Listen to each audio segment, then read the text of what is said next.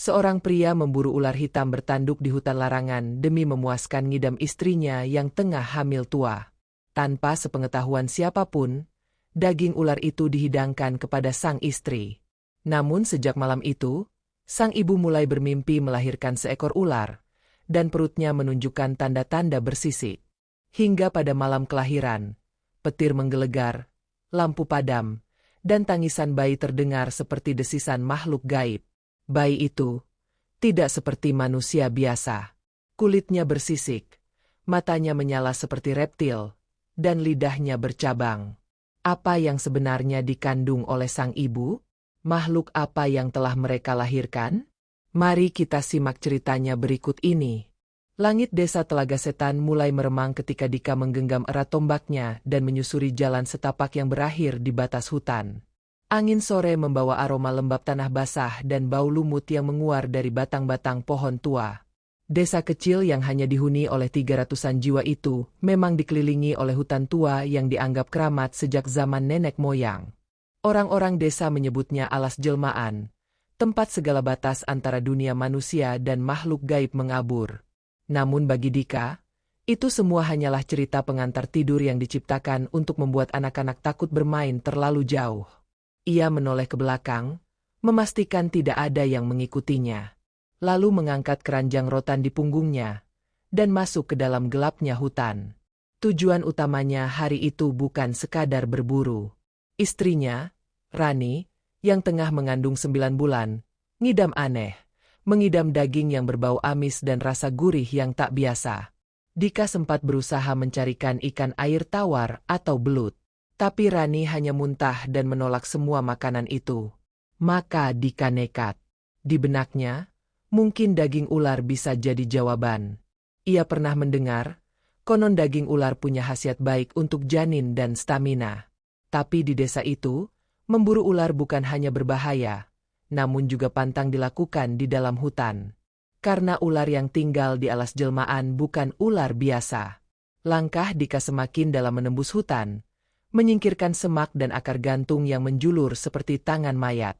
Cahaya matahari kian redup, tersaring oleh kanopi pohon-pohon raksasa. Keringat mengalir dari pelipisnya, tapi ia terus melangkah. Di tangan kirinya, ia menggenggam umpan tikus yang dibawa dari rumah. Di tangan kanan, tombak kayu berujung besi yang sudah diasah sejak pagi. Setelah 2 jam menelusuri jejak, ia berhenti di sebuah cekungan lembab yang dikelilingi akar beringin. Ada bekas lilitan besar di tanah dan cabang pohon patah.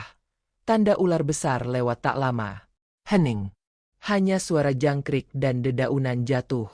Lalu, terdengar suara seret yang dalam, berirama, seperti tubuh besar melata di atas rumput basah. Dika menahan napas. Dari balik kabut, muncul sesosok makhluk menjalar perlahan.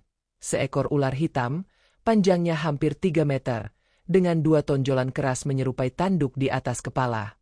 Matanya kuning berkilau seperti bara. Kulitnya mengilap, seperti logam basah. Dan anehnya, ular itu menatap lurus ke arah Dika, seolah mengenali niat jahat di hatinya. Tapi Dika tak goyah. Dengan satu hentakan langkah, ia melempar tikus umpan ke arah semak-semak, mengalihkan perhatian sang ular. Saat ular itu mendekat, tubuhnya membentuk huruf S, siap menyerang. Dika melompat dan menancapkan tombaknya keras ke leher si ular. Desisan memekakkan telinga terdengar. Darah hitam pekat muncrat ke tanah dan akar-akar beringin.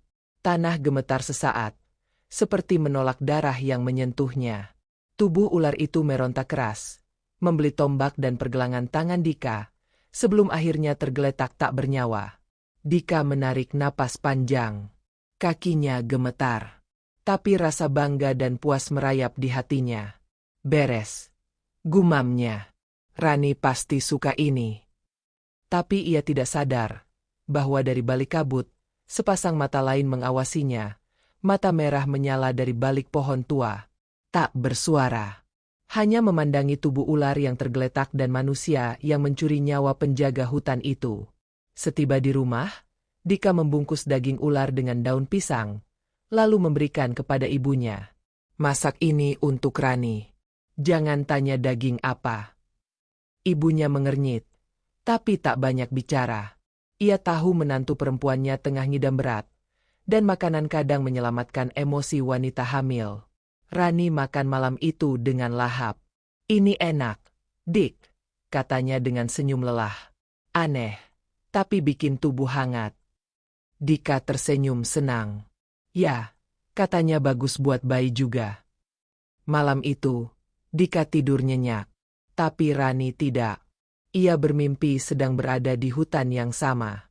Di hadapannya, ular besar bersisik hitam dan bermata kuning mengelilinginya perlahan, mendesis lembut, lalu berkata tanpa suara, "Terima kasih telah menyambut anakku, kini tubuhmu jadi miliknya." Rani terbangun dengan keringat dingin dan rasa mual menusuk ulu hati. Ia menoleh ke samping. Dika tidur pulas. Tapi dari sudut ruangan, samar-samar, terdengar suara desisan. Bukan dari jendela, bukan dari tikus, tapi dari dalam tubuhnya sendiri. Esok paginya, ketika ia bercermin, ia melihat guratan aneh di kulit perutnya. Awalnya dikira stretch mark, tapi ketika disentuh, terasa keras, seperti sisik. Pagi hari menyambut desa Telaga Setan dengan kabut yang lebih tebal dari biasanya. Udara dingin menyusup melalui celah-celah jendela rumah kayu, membuat tubuh menggigil meski matahari telah meninggi. Tapi di dalam rumah Dika, dapur sudah ramai dengan aroma rempah dan santan yang mendidih pelan di atas tungku. Ibu Dika, Mak Nyai, sibuk mengaduk gulai dalam kuali tanah liat. Potongan daging ular yang sudah dibumbui kunyit, lengkuas, dan daun salam mulai empuk, mengeluarkan aroma tajam yang aneh, bukan amis, tapi menggoda sekaligus mencurigakan. Sesekali Mak Nyai memandang panci itu dengan alis mengernyit. Apa betul ini daging biawak? Tapi teksturnya beda, gumamnya pelan. Namun ia memilih tidak bertanya lebih jauh. Ia percaya Dika tahu apa yang ia lakukan, meski hatinya terasa tidak enak sejak malam kemarin. Setelah selesai, ia menuangkan gulai ke dalam mangkuk tembikar, menatanya dengan nasi hangat dan sambal terasi. "Ran, sarapan dulu, Nak," panggil Mak Nyai dari ambang pintu. Rani yang tengah duduk di dipan bambu sambil mengelus perut besarnya tersenyum lemah. Wajahnya pucat, tapi matanya memancarkan antusias yang jarang terlihat dalam beberapa hari terakhir. "Baunya enak, Mak," katanya pelan. "Ngidam saya dari kemarin-kemarin belum ada yang cocok. Ini, saya seperti tahu ini yang saya tunggu." Tanpa curiga, ia menyendok suapan pertama. Aroma dagingnya menguar kuat, kuah santan kental yang pedas menyelimuti lidah, dan ada rasa manis asin yang unik dari lemak daging ular itu. Dalam waktu singkat, Rani menghabiskan hampir seluruh porsi, lalu bersandar sambil memejamkan mata. "Makasih, Mak. Enak banget." Mak Nyai mengangguk, meski perasaannya makin tidak tenang. Ia berpaling, kembali ke dapur. Tapi dari belakangnya, ia sempat melihat Rani memegang perutnya erat dan mendesis pelan, seperti menahan gerakan aneh dari dalam rahimnya. Sore itu, Dika pulang membawa kayu bakar dari hutan kecil di pinggiran desa. Ia mencium kening istrinya, dan melihat piring-piring kosong di meja dengan hati senang. "Ludes, ya." "Iya, sayang. Entah kenapa, enak banget. Padahal biasanya aku langsung muntah kalau bau amis. Tapi ini bikin ketagihan." Dika tertawa kecil. "Baguslah. Biar si kecil juga kenyang." Namun saat malam datang, kejadian ganjil mulai muncul. Rani terbangun berkali-kali dengan rasa mual yang berbeda. Bukan hanya ingin muntah, tapi seperti isi perutnya bergerak liar. Ia bangkit dari ranjang dan ke kamar mandi, tapi yang keluar dari tenggorokannya hanyalah lendir kehijauan yang lengket. Tangannya gemetar. Ketika melihat wajahnya di cermin, mata kirinya terlihat sedikit menguning di bagian iris. "Aku lelah," katanya lirih pada bayangan sendiri. "Tapi kenapa? Tubuhku rasanya seperti bukan tubuhku lagi." Pagi harinya, Rani meminta Mak Nyai mengurut perutnya karena terasa berat. Mak Nyai, yang sudah puluhan tahun menjadi dukun pijat ibu hamil, mulai menyentuh pelan bagian bawah perut itu. Namun begitu tangannya menyentuh permukaan kulit, Ia terkejut. Ran, ini kenapa? Kulitmu keras dan bersisik. Rani terdiam. Ia sendiri menyadari sejak 2 hari terakhir. Bagian tengah perutnya terasa kasar dan tak gatal seperti biasanya. Seperti ditumbuhi kulit yang tidak seperti manusia. Maknyai mencoba mengurut pelan, tapi ia merasa ada gerakan melingkar dari dalam. Bukan tendangan, bukan gerakan normal janin. Seperti melilit dari dalam. Siangnya, Dika mengajak istrinya ke bidan desa, Bu Sundari. Perempuan berusia 50-an itu dikenal sangat sabar dan teliti. Saat memeriksa perut Rani, ia mengernyit. Gerakan janin sangat aktif. Tapi, bukan aktif yang sehat. Ini seperti ada 2 organ bergerak berlawanan arah. Dika dan Rani berpandangan. Apa maksudnya, Bu? Seperti ada kelainan posisi atau struktur tubuh janin. Saya tidak bisa pastikan karena kita tidak punya USG di sini. Tapi perut ini keras, bukan biasa. Dan kulit ibu terlihat seperti mengelupas di bagian tertentu. Berbahaya, Bu. Bidan itu tidak langsung menjawab. Ia hanya mengangguk pelan. Saya sarankan ibu tetap istirahat. Jangan banyak pikiran. Tapi kalau terasa panas, kejang, atau seperti melilit dari dalam, segera panggil saya. Malam ketiga, suasana rumah mulai berubah. Rani mendengar bisikan. Bukan dari luar, tapi dari dalam perutnya. Ibu. Suaranya mendesis, panjang, seperti suara dari ujung lorong yang bergaung. Ia memeluk perutnya. Air mata menetes tanpa ia sadari. Siapa kamu? Ibu. Ibu siapa? Tiba-tiba, ia merasa perutnya berdenyut hebat. Bukan sekali, tapi berulang. Lalu gerakan itu menyebar ke dadanya, ke lengannya.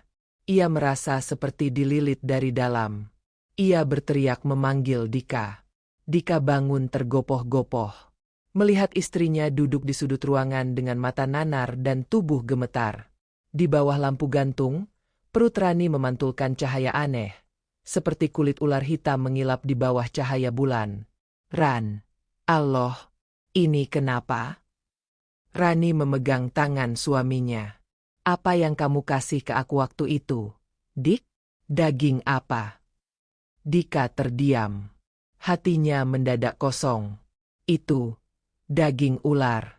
Tapi aku pikir itu baik. Aku hanya ingin kamu makan dengan lahap.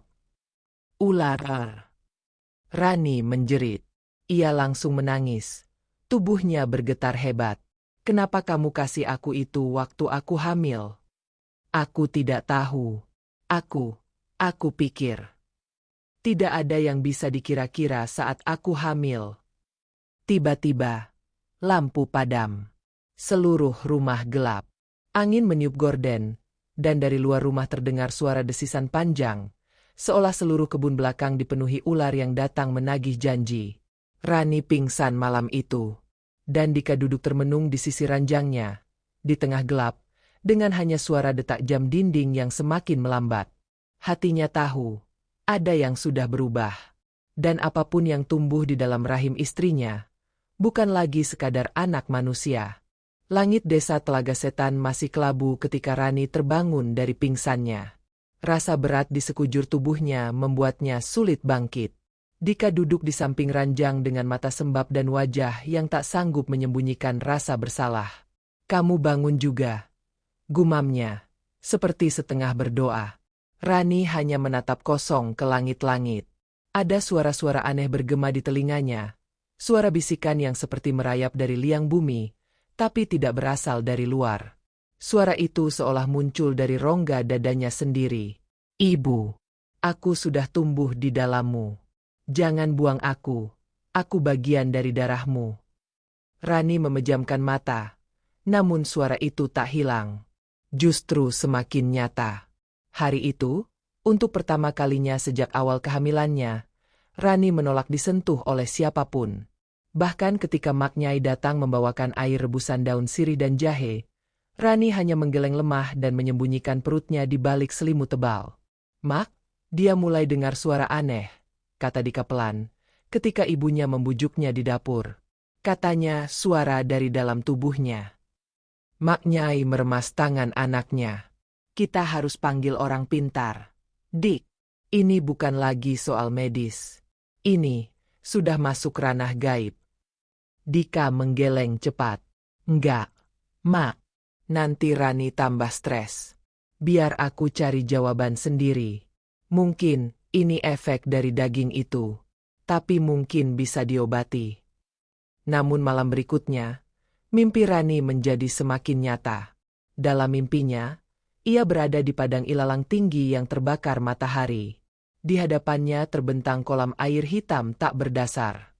Dari tengah-tengah kolam itu, muncullah seekor ular raksasa dengan tubuh berlapis sisik perak dan mata merah terang. "Ibu!"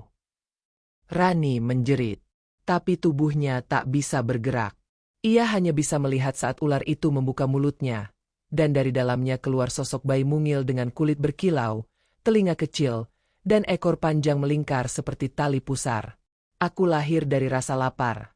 Aku tumbuh dari darah yang kau telan. Jangan tolak aku, Ibu." Rani terbangun sambil menjerit begitu keras, hingga beberapa tetangga mendatangi rumah malam itu. Tapi ketika ditanya, Dika hanya berkata istrinya mimpi buruk. Yang mereka tidak tahu, malam itu Rani tidak hanya mimpi, ia juga mendapati kulit perutnya semakin keras dan tampak menghitam di bagian tertentu. Seperti kulit binatang melata. Dan ketika ia mengelusnya, terasa gerakan dari dalam yang melilit, seolah sesuatu berenang dengan anggun namun licin di balik lapisan perutnya. Keesokan paginya, Rani duduk lama di depan cermin. Ia memperhatikan matanya yang tak lagi hitam pekat seperti dulu, melainkan sedikit kekuningan di bagian iris. Tangannya bergetar saat mencoba tersenyum. Tapi senyumnya tampak dingin. Janggal. Seperti bukan dirinya. Ia menatap Dika yang berdiri di ambang pintu.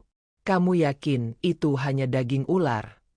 Dika tak langsung menjawab.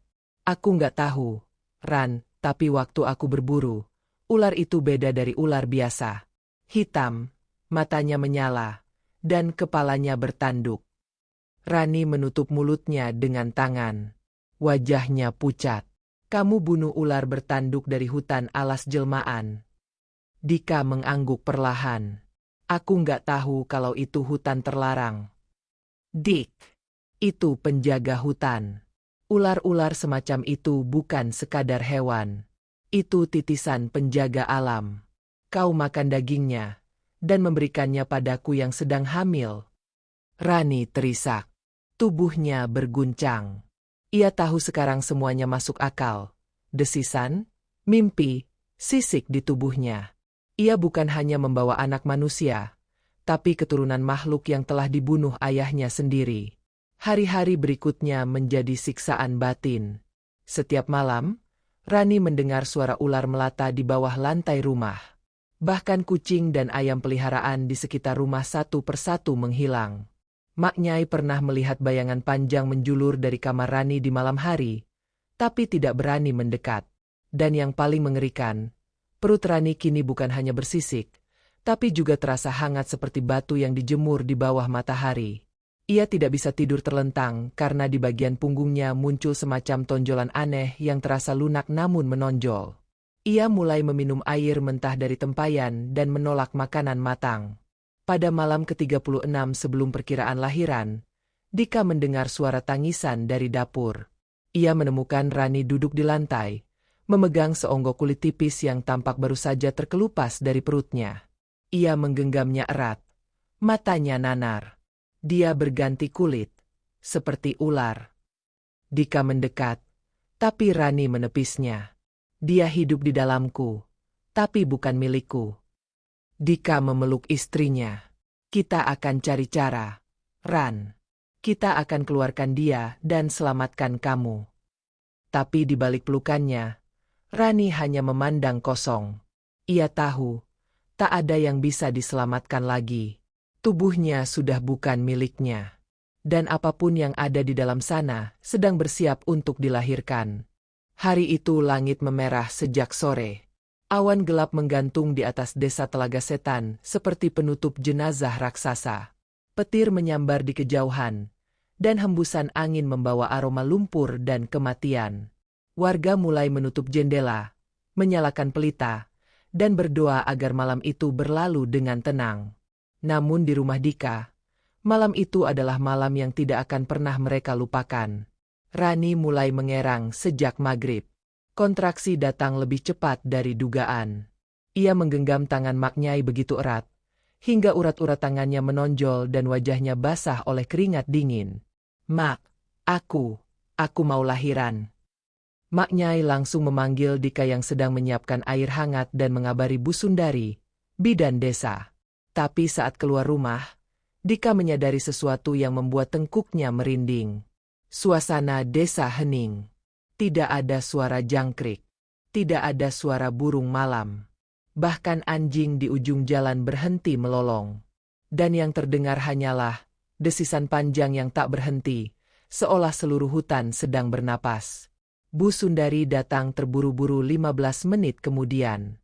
Ia membawa alat-alat sederhana, namun wajahnya langsung berubah pucat ketika melihat kondisi Rani. Tubuh Rani menggigil hebat. Kuku-kukunya membiru. Dan yang paling mengejutkan, perutnya berdenyut dalam ritme aneh, seperti ada sesuatu yang sedang mendorong dari dalam, melilit, dan sesekali membentur dinding perut dari arah samping. "Ibu Rani, kamu harus tahan ya. Kita mulai saja prosesnya. Ini sudah pembukaan 8, ujar Bu Sundari. Tapi saat hendak menyentuh perut Rani, tiba-tiba lampu minyak padam seketika. Rumah gelap. Seketika hawa menjadi lebih dingin, dan semua yang ada di dalam rumah bisa mendengar suara itu. Desisan panjang, berat, seperti keluar dari mulut ular raksasa, tapi bukan dari luar. Dari dalam rahim Rani, Dika buru-buru menyalakan lilin. Cahaya kecil menerangi wajah Rani yang kini tampak asing. Matanya tak sepenuhnya tertutup kelopak saat mengejan. Dan di sekitar lehernya muncul guratan merah seperti pola sisik. Bibirnya bergetar tanpa suara, dan dari sela-sela giginya, lidahnya bergerak menjulur, bukan lagi lurus, tapi bercabang. Bu Sundari menggigit bibirnya. Tangannya gemetar.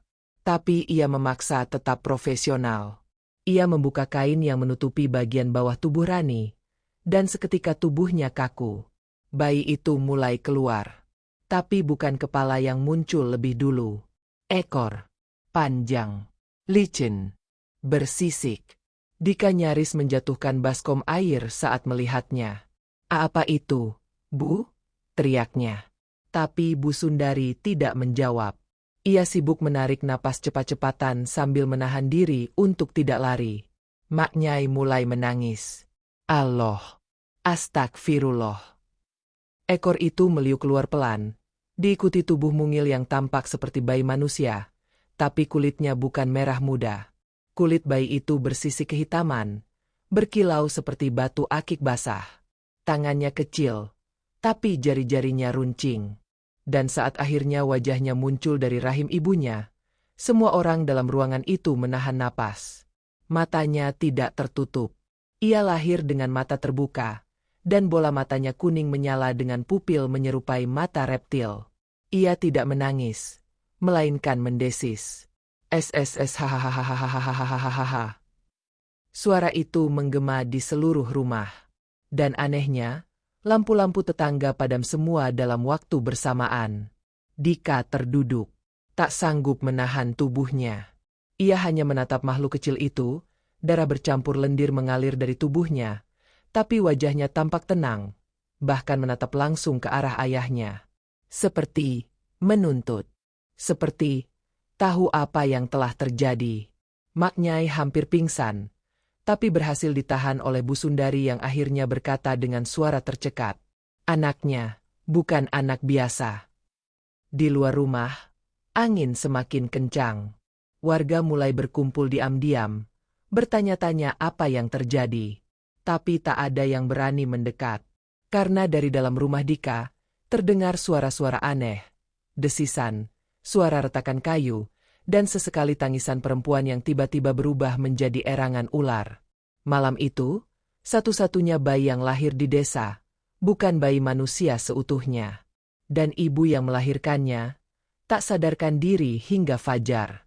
Saat pagi menjelang, dan cahaya mentari menyelinap lewat celah atap, bayi itu diletakkan dalam balutan kain batik tua. Ia tampak tenang, tapi tubuhnya masih bersisik. Dan dari mulutnya sesekali keluar lidah mungil bercabang. Dika duduk di pojok ruangan, memandangi anaknya. Antara rasa sayang dan rasa takut. "Anakmu, Dik," ujar maknyai lirih, "adalah warisan dari kematian." Dika menunduk. Matanya memerah. Ia tahu, ia sudah menciptakan kutukan. Ia sudah membunuh penjaga hutan. Dan darah ular itu kini mengalir dalam darah anaknya. Pagi itu, rumah Dika diselimuti keheningan yang tidak wajar. Walau matahari telah naik, sinar yang masuk ke dalam rumah terasa redup, seolah enggan menerangi tempat itu. Bayi yang baru lahir, dibungkus kain batik coklat tua, masih tidur di dipan kecil dekat tungku yang hangat. Namun siapapun yang melihatnya tahu, ia bukan bayi biasa. Kulitnya masih tampak bersisik, seperti ular habis ganti kulit. Nafasnya terdengar mendesis pelan, dan tubuhnya terkadang menggeliat tidak seperti bayi manusia, melainkan seperti ular yang sedang melata. Maknyai duduk termangu di sudut dapur, membaca tasbih tanpa suara. Setiap kali bayi itu bergerak, ia menggigil. Ia ingin menganggapnya cucunya, darah daging keluarganya. Tapi wajah bayi itu, bola matanya, terlalu sulit diterima akal. Matanya selalu terbuka, tak pernah menangis, tak pernah rewel, hanya menatap. Menatap seolah tahu siapa yang datang, siapa yang takut, siapa yang bersalah. Di kamar dalam, Rani masih terbaring lemah. Napasnya tak stabil, seperti habis menempuh perjalanan panjang. Wajahnya pucat, pipinya cekung, dan tubuhnya menggigil meski diselimuti 2 lapis kain. Ia belum pernah menyentuh bayinya sendiri. Setiap kali mendengar desisan dari ruang depan, tubuhnya bereaksi seperti trauma, terkesiap, menutup telinga, dan menangis dalam diam. Dika duduk di sebelahnya. Wajahnya lusuh, rambutnya kusut. Ia belum tidur sejak malam kelahiran. "Ran, coba lihat anak kita." "Bukan anak kita," gumam Rani dengan suara pelan nyaris tak terdengar. "Itu bukan manusia." "Ran, tolong jangan bicara begitu." Rani menoleh perlahan, matanya kosong. "Kamu yang bawa daging ular itu. Kamu yang buat aku makan. Kamu yang masukkan kutukan ke dalam tubuhku." Dika terdiam, tak sanggup menjawab. Karena apapun alasannya, itu benar. Sementara itu, desas-desus mulai menyebar di desa. Warga bertanya-tanya kenapa malam kelahiran Rani, semua lampu padam. Kenapa anjing tak menggonggong? Kenapa ayam tak berkokok? Dan kenapa suara desis ular terdengar dari arah rumah Dika selama lebih dari 1 jam? Ibu-ibu di warung mulai berbisik, mengaitkan semua ini dengan kisah lama tentang alas jelmaan, hutan larangan yang tak boleh diusik. Dulu pernah ada orang gila yang masuk ke hutan itu, membunuh seekor ular hitam, lalu pulang dan mati karena lidahnya membusuk. Kini, kepercayaan itu kembali menguat. "Dika masuk hutan itu," ujar Pak Samin, kepala RT, saat rapat warga sore itu. "Dia bunuh ular besar. Lalu dagingnya dimakan istrinya. Dan sekarang anaknya lahir, bukan manusia. Berarti, dia bawa kutukan ke desa ini," bisik Bumirah, pedagang jamu. "Kita harus lihat langsung. Kita harus tahu apa yang dia lahirkan," ujar warga lain. Malam harinya, beberapa warga memberanikan diri datang ke rumah Dika. Mereka pura-pura membawa makanan, tapi niat utamanya jelas, ingin melihat sang bayi. Maknyai menyambut mereka dengan senyum kaku. "Terima kasih, Bu. Tapi Rani masih pemulihan. Belum bisa terima tamu. Kami hanya sebentar. Hanya ingin memberi selamat." Dika muncul dari balik pintu, menatap tajam kerumunan di halaman. Maaf, kami belum bisa terima siapa-siapa. Tolong beri waktu. Tapi Dick, kami dengar sesuatu dari rumahmu. Desisan. Jeritan. Apakah benar? Anakmu? Mereka tidak perlu tahu, potong Dika. Kalau memang anakmu manusia, kenapa sembunyikan? Ucapan itu menggema di antara warga yang hadir. Dika mendekatkan tubuhnya ke pintu. Kalau kalian datang untuk merayakan kelahiran, kami terima. Tapi kalau datang untuk menghakimi, silakan pulang. Warga pun bubar dengan wajah penuh tanya. Tapi satu hal sudah pasti, desa tidak lagi mempercayai keluarga Dika seperti dulu. Beberapa hari kemudian, hal-hal aneh mulai terjadi. Seekor ayam milik tetangga ditemukan mati dengan tubuh kaku dan mata melotot. Seekor kambing milik Pak Samin ditemukan tak bernyawa dengan bekas gigitan kecil di leher. Semua peristiwa itu terjadi di malam hari. Dan setiap kejadian itu, terdengar suara desis dari arah rumah Dika. Isu pun menyebar bahwa anak itu bukan hanya terkutuk, tapi membawa petaka bagi lingkungan. Dika dan keluarganya makin terisolasi. Rani makin kurus, enggan makan, hanya minum air dan sesekali bicara pada dirinya sendiri. Ia tak pernah menyentuh bayinya. Dan bayi itu tumbuh tidak seperti bayi lain. Dalam 2 minggu, tubuhnya bertambah panjang lebih cepat. Kulit sisiknya mulai berganti. Dan setiap malam bulan separuh, ia memanjat pagar ranjang kayunya tanpa suara. Satu malam, Dika melihatnya merayap di dinding kayu rumah, seperti cicak, menatapnya dari langit-langit dengan mata yang tak pernah berkedip. Dika mulai meragukan akalnya sendiri. Ia lalu pergi ke dukun tua bernama Ki Dharma, orang yang dulu sering dipanggil untuk urusan gaib di desa. Lelaki renta itu tinggal di ujung kebun, di gubuk beratap rumbia dengan ratusan dupa yang terus menyala siang malam. Dika bersimpuh di hadapannya, menceritakan segalanya. Ki Dharma hanya diam lama, lalu berkata, "Yang kau bunuh bukan sekadar ular. Itu adalah penjaga pintu antara dunia manusia dan dunia gaib. Kau tak hanya merusak keseimbangan. Kau memberi makan daging penjaga itu kepada istrimu yang sedang hamil." Dika menggigil. Anakmu bukan hanya keturunanmu, ia juga titisan dari ular penjaga. Ia lahir bukan untuk hidup di sini, tapi untuk menyeberang kembali, membawa pesan, atau bencana. Apa yang harus saya lakukan? Tanya Dika. Ki Dharma menatap kosong ke langit. Kau tak bisa membunuhnya, tapi kau bisa memilih, menyerahkan tumbal, atau biarkan kutukan turun ke seluruh desamu. Malam itu langit desa tampak jernih, tapi hawa di rumah Dika dingin bukan main. Dika duduk bersila di ruang tengah bersama Ki Dharma. Di dekat mereka, dupa menyala pelan mengeluarkan asap putih tipis yang berputar-putar di udara seperti dililit sesuatu yang tak kasat mata. Rani masih terkurung di kamar, tidak bicara pada siapapun. Dan bayi itu, entah sejak kapan, telah terbangun dan mendesis pelan dari dalam buayan kayu. "Lihat matanya," bisik Ki Dharma sambil mendekat ke buayan. "Mata itu bukan milik manusia. Itu adalah mata penjaga. Kau tahu penjaga mana yang kau bunuh?" Dika menggeleng. Napasnya berat. "Saya hanya cari makan untuk istri saya." "Penjaga hutan ketujuh," ujar Ki Dharma tegas. "Itu bukan sembarang ular. Ia penjaga batas antara tanah manusia dan wilayah para makhluk penunggu tanah. Ia hanya keluar jika ada yang mendekati wilayah larangan." Dika mulai berkeringat dingin.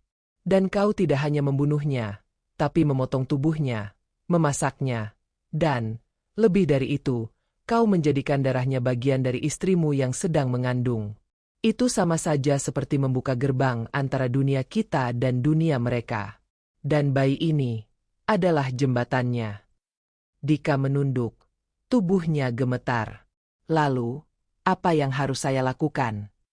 Ki Dharma menatap tajam.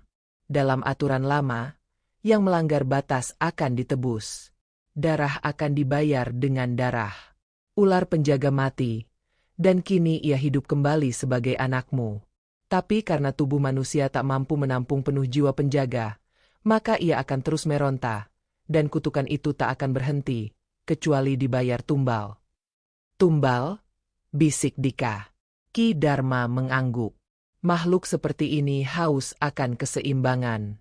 Untuk meredam kekuatannya, seseorang dari keluarga inti harus menyerahkan diri. Jika tidak, kekuatan dalam tubuh bayi itu akan meracuni desa ini.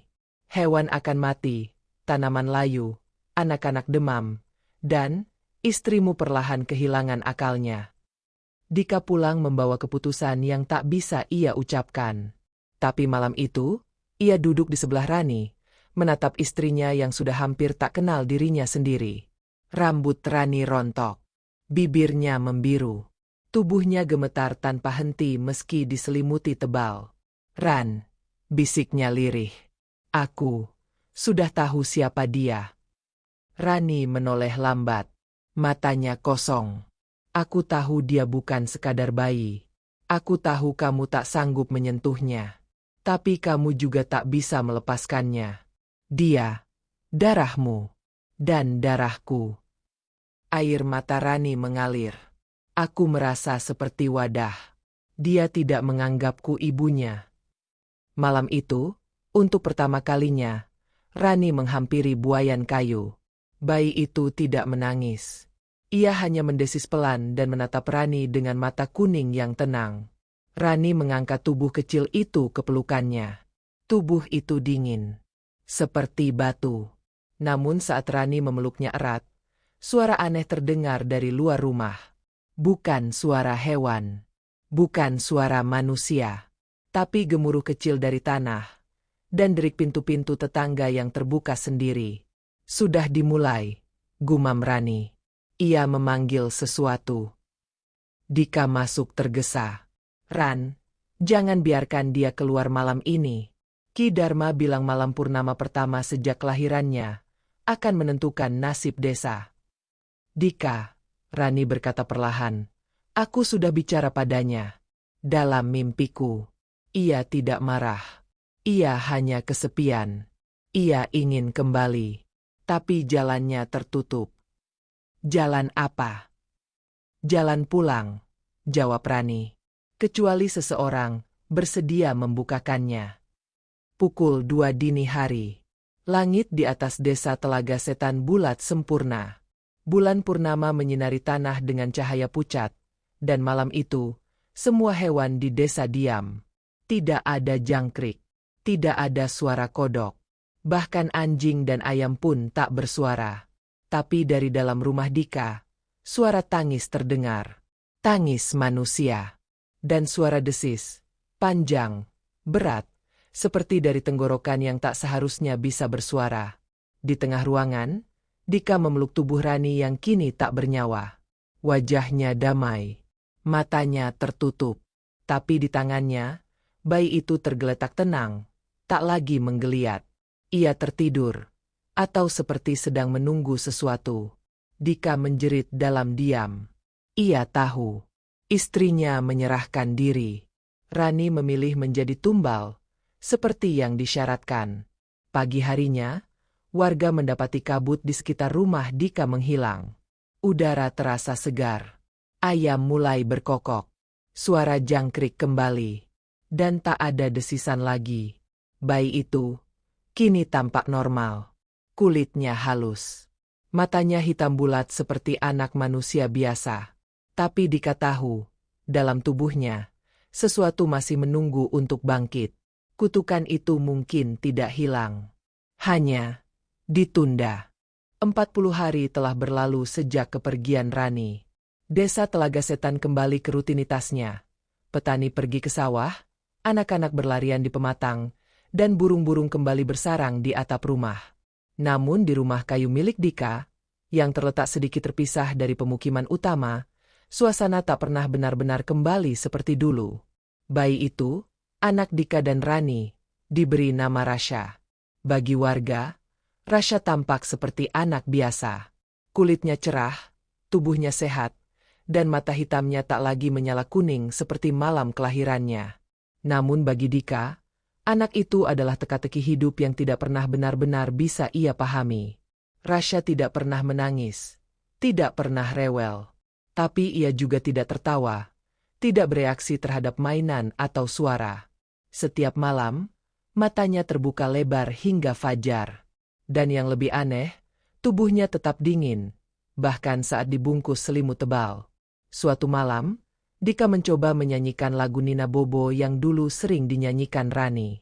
Bobo di mana? Di atas bulan. Namun saat sampai pada bait ketiga, Rasha memiringkan kepala. Matanya yang menghadap ke langit-langit perlahan bergerak menatap Dika langsung. Tak ada senyum. Tak ada ekspresi. Lalu ia berkata, "Bulan bukan tempat tidur. Bulan adalah gerbang."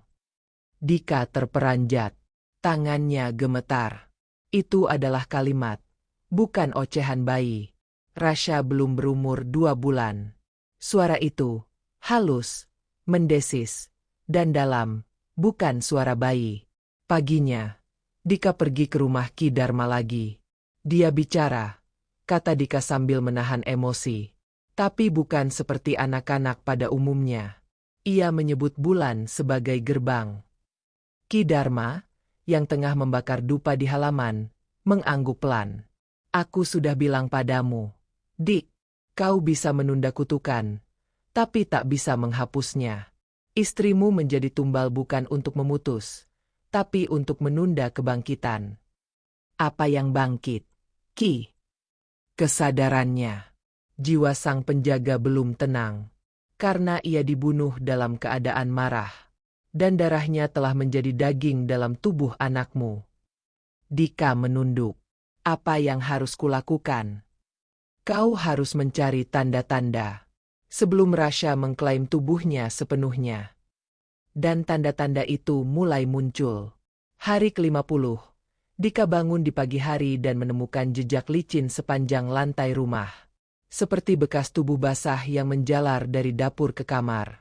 Hari ke-54, tetangga bernama Pak Karta melapor bahwa ia melihat sesuatu merayap di atap rumah Dika tengah malam.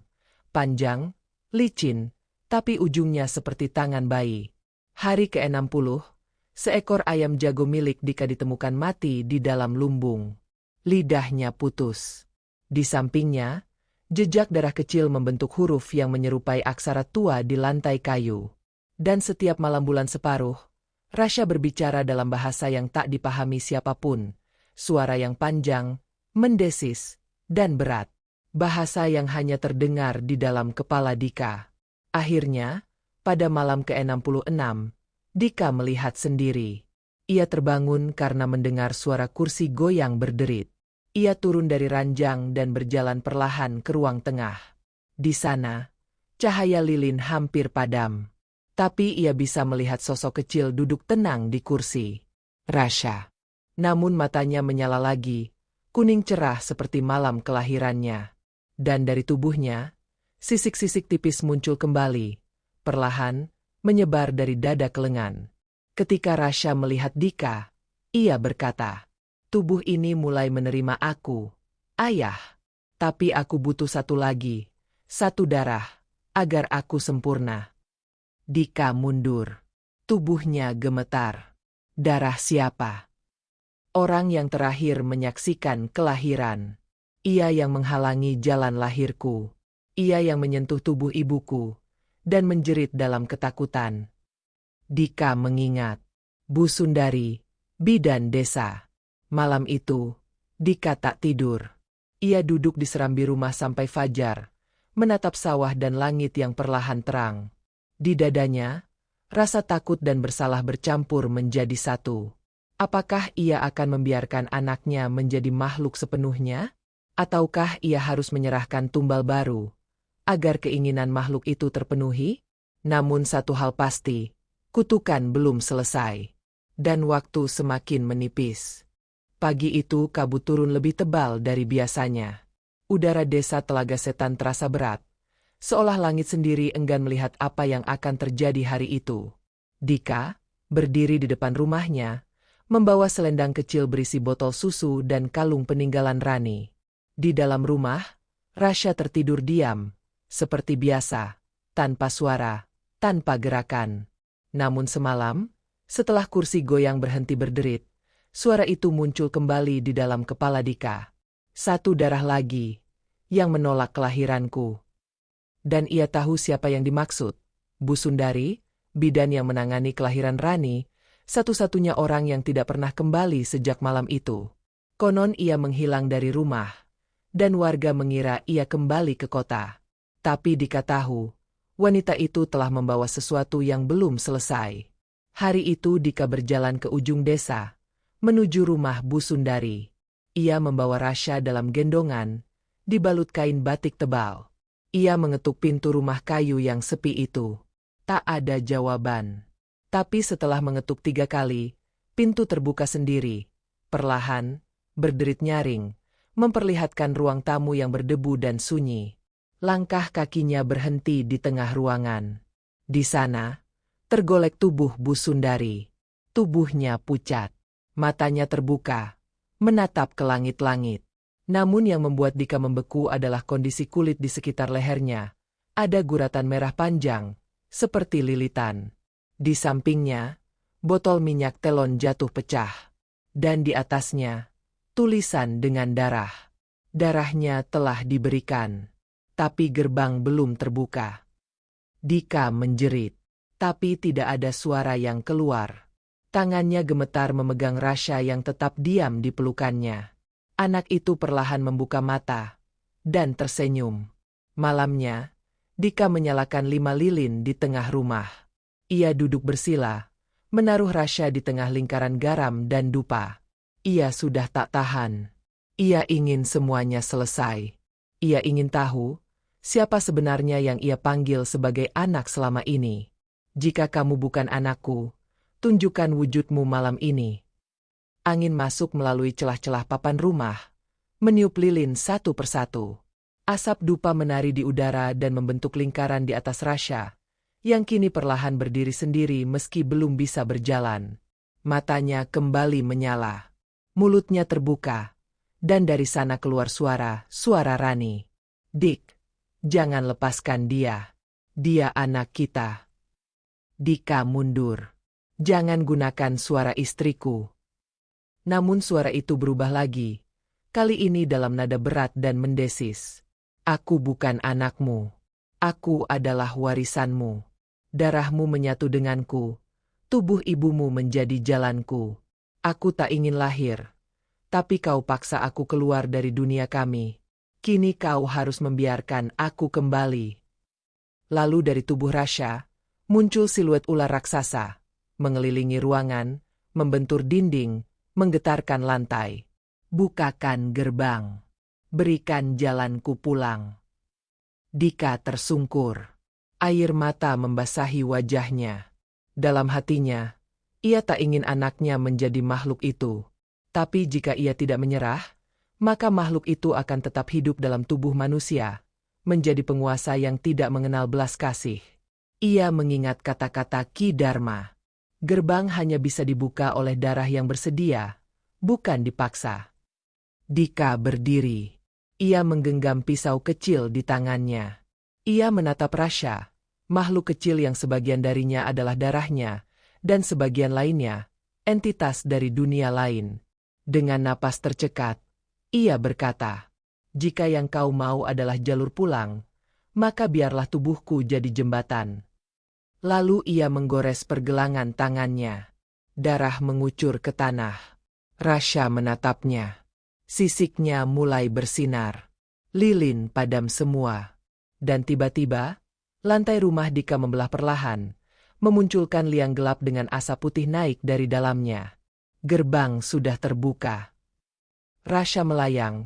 Tubuhnya berubah perlahan menjadi cahaya keperakan, melilit di atas kepala Dika, dan masuk ke dalam liang itu, bersamaan dengan darah Dika yang terus menetes ke tanah. Ketika semua usai, Dika jatuh pingsan. Ia terbangun keesokan harinya, di tengah ruangan yang porak-poranda. Tapi tidak ada tanda-tanda Rasya. Tak ada bayi. Tak ada ular. Tak ada sisik. Hanya keheningan. Dan di atas meja, tergeletak satu kain batik kecil, dengan coretan huruf yang entah ditulis dengan darah atau tanah. Terima kasih, Ayah. Aku pulang. Dika kini tinggal sendiri. Warga desa masih menganggapnya sebagai pria misterius yang kehilangan istri dan anak dalam semalam. Tak ada yang pernah melihat bayi itu tumbuh besar. Tak ada yang tahu cerita sebenarnya. Dan Dika memilih diam. Ia tetap tinggal di rumah kayu itu. Menanam bunga di pekarangan. Membakar dupa tiap malam bulan purnama. Karena dalam hatinya, ia tahu, kutukan tidak pernah hilang. Hanya tertidur. Dan suatu saat, bisa saja terbangun kembali.